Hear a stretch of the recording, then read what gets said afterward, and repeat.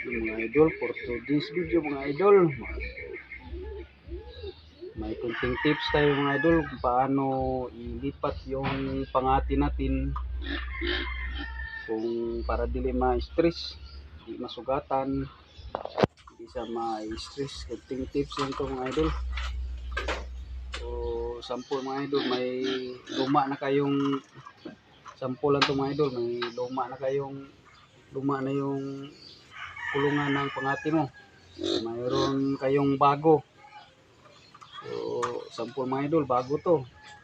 Mga idol, yung makapasok sa mga idol ganyan. So lipat natin. Check. Isang idol.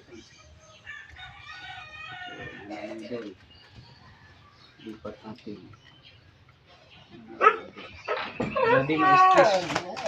Kunting tips lang to mga idol ha. Magtanong paano ilipat yung pangati. So ganyan lang mga idol, basic na basic. Mga idol, hindi makalabas. Ganito mga idol. So,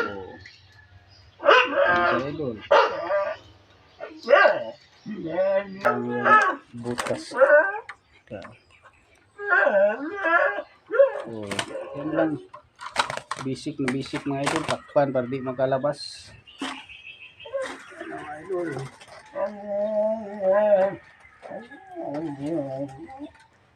Yan na mga idol. Yan yung tali. Balik na naman natin mga idol. Yan na lang mga idol, di ma-stress, di ba? Ma-stress kasi yung limokon pag mahawakan. Kahit pangati, ma-stress, kahit maamo na. Pwede mong hawakan kung inakay. Pwede di ma-stress ang inakay, di maamo na kasi inakay. Pero pag alpas, kahit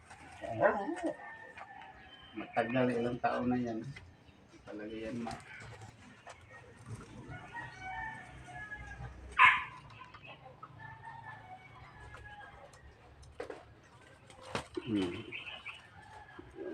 basic, madali lang. Balik, basic na basic.